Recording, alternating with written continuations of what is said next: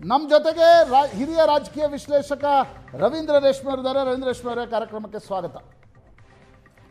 ರವೀಂದ್ರ ರೇಷ್ಮೆ ಅವರೇ, ನಾನು ಬರೀ ವೆಸ್ಟ್ ಬೆಂಗಾಲ್ ತಮಿಳ್ನಾಡಿಗೆ ಸೀಮಿತವಾಗಿ ಕೇಳ್ತೀನಿ.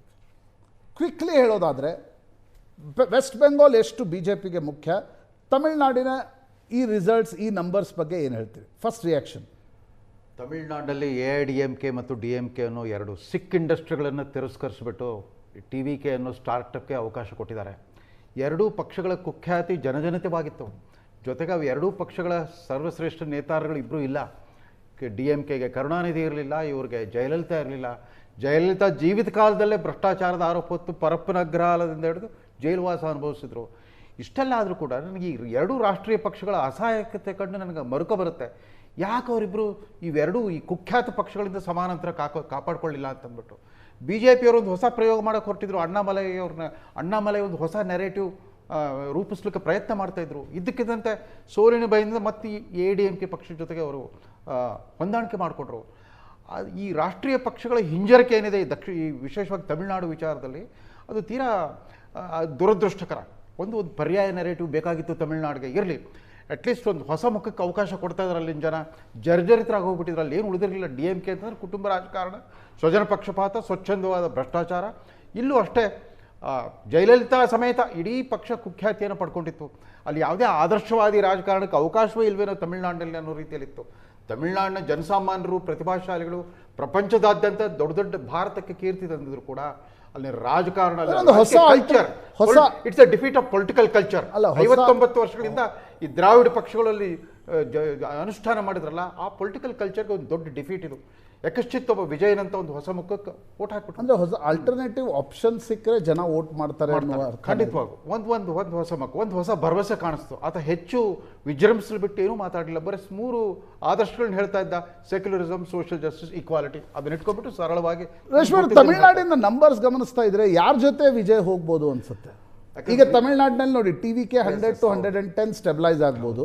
ಯಾರ ಜೊತೆ ಹೋಗಬಹುದು? ಅಲ್ಲಿ ಅಸ್ಪಷ್ಟ ಬಹುಮತದ ಹಂಗ ಅಸೆಂಬ್ಲಿ ಸೃಷ್ಟಿ ಆದರೆ ವಿಜಯ್ AIDMK ಮೈತ್ರಿಕೂಟ ಜೊತೆಗೆ ಹೋಗ್ತಾರೆ. ಯಾಕಂದ್ರೆ ಅವ್ರು ಗೊತ್ತಿದ್ದು, ಮೊದಲಿಂದ ಹೇಳ್ತಾ ಇದ್ದಿದ್ದು, it's a fight between Stalin versus Vijay. Stalin versus ತನ್ನ ಕಡು ವೈರಿ ಸ್ಟಾಲಿನ್ ಅಂತಾನೆ ಹೇಳ್ತಾ ಬಂದಿದ್ರು. ಆಮೇಲೆ ಜೊತೆಗೆ ಕೇಂದ್ರ ಸರ್ಕಾರದಲ್ಲಿ ಮೋದಿ ಇರುವಾಗ ಅದರ ಅಡ್ವಾಂಟೇಜ್ ಯಾಕೆ ತಗೋಬಾರದು? ತನಗಂತೂ ಆಡಳಿತದ ಅನುಭವ ಇಲ್ಲ, ರಾಜಕೀಯ ಅನುಭವ ಇಲ್ಲ. ಭವಾನಿಪುರ ಕ್ಷೇತ್ರದಲ್ಲಿ ಮಾತ್ರ ಮಮತಾಗೆ ಮುನ್ನಡೆಯಾಗಿದೆ. ಮಮತಾ ಬ್ಯಾನರ್ಜಿ ವರ್ಸಸ್ ಸುವೇಂದು ಅಧಿಕಾರಿ ಫೈಟ್ನಲ್ಲಿ 16,000ಕ್ಕೂ ಹೆಚ್ಚು ಮತಗಳ ಅಂತರದಿಂದ ಮಮತಾ ಗೆಲುವು ದಾಖಲಿಸಿದ್ದಾರೆ. ಕಳೆದ ಬಾರಿ ನಂದಿಗ್ರಾಮದಲ್ಲಿ ಸುವೇಂದು ಅಧಿಕಾರಿ ಮಮತಾ ಬ್ಯಾನರ್ಜಿಯನ್ನು ಮಣಿಸಿದ್ರು. ಪಶ್ಚಿಮ ಬಂಗಾಳದ ಚುನಾವಣೆಯಲ್ಲಿ ಭಾರೀ ಮುಖಭಂಗವನ್ನು ಮಮತಾ ಬ್ಯಾನರ್ಜಿ ಅನುಭವಿಸಿದ್ರು ಕೂಡ ಒಂದು ನಿರಾಳತೆ, ಭವಾನಿಪುರದಲ್ಲಿ ಮಮತಾ ಬ್ಯಾನರ್ಜಿ ಗೆಲುವು ದಾಖಲಿಸಿದ್ದಾರೆ. ಸುವೇಂದು ಅಧಿಕಾರಿ ಬಹುತೇಕ ಪಶ್ಚಿಮ ಬಂಗಾಳದ ಮುಖ್ಯಮಂತ್ರಿ ಸ್ಥಾನಕ್ಕೆ ಹಾಟ್ ಫೇವರೇಟ್. ನಂದಿಗ್ರಾಮದಲ್ಲಿ ಅವರು ಮುನ್ನಡೆಯಲಿದ್ದಾರೆ. ಸಿಂಗೂರ್ ಮತ್ತು ನಂದಿಗ್ರಾಮದ ಹೋರಾಟ ಕಾರಣದಿಂದ ನಂದಿಗ್ರಾಮ್ ಇಡೀ ದೇಶಕ್ಕೆ ಚಿರಪರಿಚಿತ ಕ್ಷೇತ್ರ. ಅಲ್ಲಿ ಸುವೇಂದು ಅಧಿಕಾರಿ ಮುನ್ನಡೆಯಲ್ಲಿದ್ದರೆ, ಭವಾನಿಪುರದಲ್ಲಿ ಮೊದಲ ಸುತ್ತಿನಲ್ಲಿ ಸುವೇಂದು ಅಧಿಕಾರಿ ಮುನ್ನಡೆಯಲ್ಲಿದ್ದರು. ಆದರೆ ಈಗ 16,706 ಮತಗಳಿಂದ ಮಮತಾ ಬ್ಯಾನರ್ಜಿ ಮುನ್ನಡೆಯಲ್ಲಿದ್ದಾರೆ.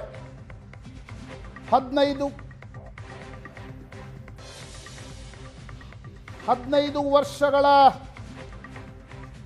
ಆಡಳಿತ ಮಮತಾ ಬ್ಯಾನರ್ಜಿ ಅವ್ರದ್ದು ಅಂತ್ಯಗೊಳ್ತಾ ಇದೆ. ತಮಿಳುನಾಡಿನಲ್ಲಿ ವಿಜಯ್ ಯಾರ ಜೊತೆಗೆ ಹೋಗ್ತಾರೆ? 72 ಕ್ಷೇತ್ರದಲ್ಲಿ AIADMK ಮುನ್ನಡೆಯಲ್ಲಿದೆ. DMK 56ರಲ್ಲಿ ಮುನ್ನಡೆದಿದೆ. DMK ಮತ್ತು AIADMKಯ ಸಣ್ಣ ಪಕ್ಷಗಳಿಗೆ, DMKಯಲ್ಲಿ VCK ಇದೆ, DMDK ಇದೆ, ಕಾಂಗ್ರೆಸ್ ಇದೆ. AIADMKಯಲ್ಲಿ PMK ಇದೆ. PMK ರಾಮದಾಸರ ಪಕ್ಷ. ಈ ಪಕ್ಷಗಳಿಗೆ ವಿಜಯ್ ಗಾಳ ಹಾಕ್ತಾರೆ. ಸಣ್ಣ ಸಣ್ಣ ಪಕ್ಷಗಳ ಬೆಂಬಲವನ್ನು ತೆಗೆದುಕೊಂಡು